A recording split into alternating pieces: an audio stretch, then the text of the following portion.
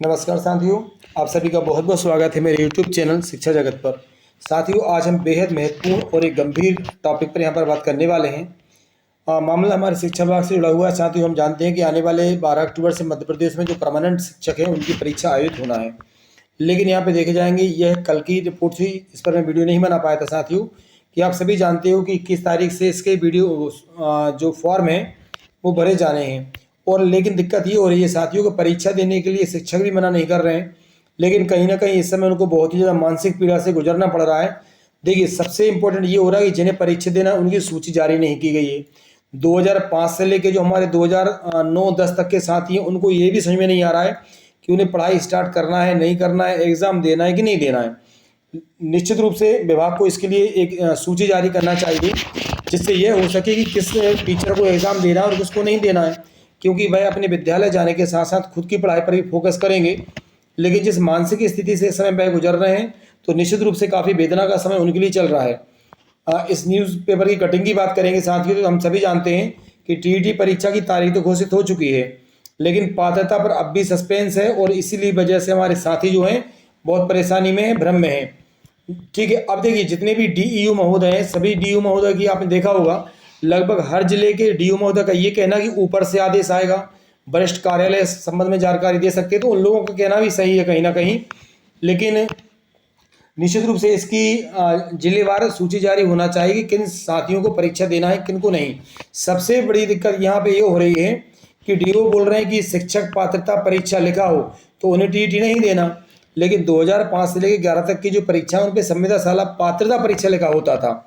2005 से 9 की परीक्षा की भी जो भर्ती हुई है, मार्कशीट पर संविदा साला शिक्षक की पात्रता परीक्षा वहाँ भी लिखा है। अब लेकिन इनका ये पता नहीं चल रहा कि वो पात्र हैं या अपात्र हैं।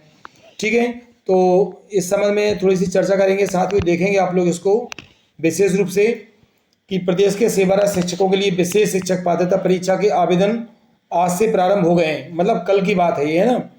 लेकिन स्कूल शिक्षा विभाग में भारी असमंजस और आक्रोश का माहौल है। विडम्बना देखी कि परीक्षा की तारीखें भी आ चुकी, मगर डीपीआई अब तक यह सूची जारी नहीं कर पाया है। आखिर इस अग्नि परीक्षा में किन शिक्षकों को बैठना है। इसी बीच भास्कर ने जब पात्रता के इस उलझे हुए पेंच को लेकर जिले के अफसरों से बात की, तो विभाग का एक और विरोधाभास सामने आया है। अफसरों के मुताबिक जिन शिक्षकों की अंकसूची पर शिक्षक पात्रता परीक्षा लिखा है उन्हें परीक्षा नहीं देना है।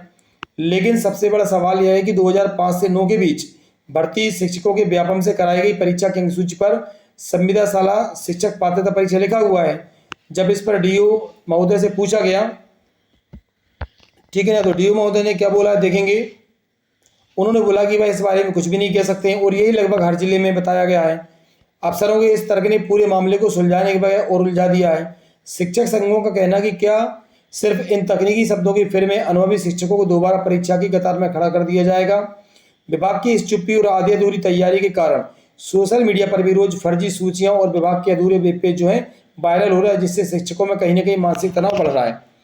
अब यहाँ पे नरेंद्र भार्गव है राज्य शिक्षक संघ से, इनका कहना है कि मूल सवाल ये कि जिन शिक्षकों की नियुक्ति उस समय के वैध नियमों के तहत हुई थी, उन्हें आज कैसे चुनौती दी जा सकती है। सरकार को आरटीई कानून में संशोधन करना चाहिए।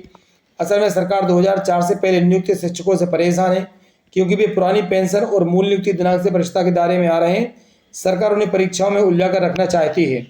यहीं पर सुधांशु त्रिवेदी जी, जो कि जिला शिक्षा अधिकारी हैं भिंड के, उनका कहना है कि जिले में शिक्षक पात्रता परीक्षा में किन शिक्षकों को देना है और किन को नहीं देना है, इस संबंध में भी डीपीआई इस तरह से कोई सूचना नहीं आई है, ना हम लोगों का इस संबंध में पत्राचार हुआ है। पात्रता परीक्षा का यह शासन स्तर का निर्णय है। यह बात सही है कि इसको लेकर शिक्षकों के मन में कई तरह के सवाल खड़े हो रहे हैं, लेकिन अभी हम इस बारे में ज़्यादा कुछ नहीं कह सकते हैं। आवश्यकता पड़ने पर इस बारे में वरिष्ठ कार्यालय से बात करके मार्गदर्शन प्राप्त करूंगा।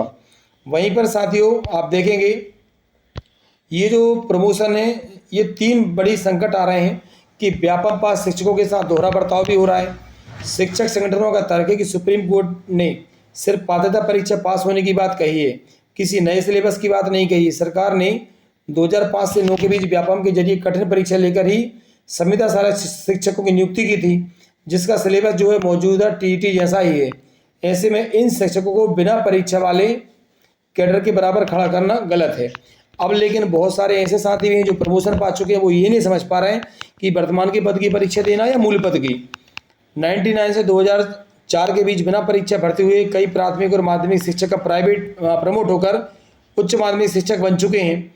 संघों का आरोप है कि यदि इन्हें परीक्षा से बाहर रखा गया तो यह भेदभाव ही होगा, क्योंकि मूल नियुक्ति बिना परीक्षा की हुई थी और यदि परीक्षा दिलाई तो प्रमोशन के नियम आड़े आ जाएंगे, क्योंकि उनका मूल पद ही बदल चुका है।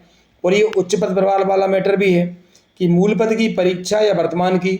वर्ष 2023 में उच्च पद का प्रभार नीति के तहत गुना जिले के अकेले एक जिले के 600 से लेकर 700 शिक्षक अपने से ऊंचों पदों पर पढ़ा रहे हैं। पेंच यह भी है कि परीक्षा मूल पद की होगी या वर्तमान प्रभार वाले पद की। जो माध्यमिक शिक्षक अब हायर सेकेंडरी में पढ़ा रहे हैं उन पर तो आरटीई कानून ही लागू नहीं होता, क्योंकि वे 8वीं से ऊपर के हो चुके हैं। तो इस प्रकार की साथियों बहुत सारी विसंगति यहाँ पे देखने को मिल रही हैं। एक और आप देखेंगे साथियों, ये आज का न्यूज़पेपर है कि शिक्षक संगठनों ने तैयारी की है कि वो जाके दिल्ली में विरोध करेंगे और सुप्रीम कोर्ट के फैसले का इंतजार भी किया जा रहा है। तब तक टीईटी की परीक्षा फॉर्म नहीं भरने का शिक्षकों ने निर्णय लिया। लेकिन साथियों यहाँ पर एक बात ये भी है कि फॉर्म भरने की एक निश्चित समय सीमा 4 सितंबर दी गई है। निश्चित रूप से डीपीआई को इस संबंध में स्पष्ट मार्गदर्शन जारी किया जाना चाहिए, जिससे हमारे जितने भी शिक्षक साथी हैं वह बहुत ही ज़्यादा मानसिक पीड़ा से इस समय गुजर रहे हैं, तो उनके लिए स्पष्ट समाधान अतिशीघ्र बिना किसी देरी के किया जा सके, जिससे अगर मान लीजिए उनको परीक्षा देना है तो समय रहते हुए अपनी परीक्षा की तैयारी अच्छे से कर सकें, और अगर परीक्षा नहीं देना है तो पूरे मन के साथ विद्यालयों में अपना अध्यापन कार्य कर सकें। साथियों इस संबंध में यदि और कोई लेटेस्ट अपडेट आती है तो तुरंत वीडियो बनाकर आपको मैं इस संबंध में अवगत कराने का काम करूंगा। और यदि आपको ऑथेंटिक जानकारी मिलती हो तो आप लोग चैनल को सब्सक्राइब जरूर करें। आप सभी साथियों का बहुत बहुत धन्यवाद।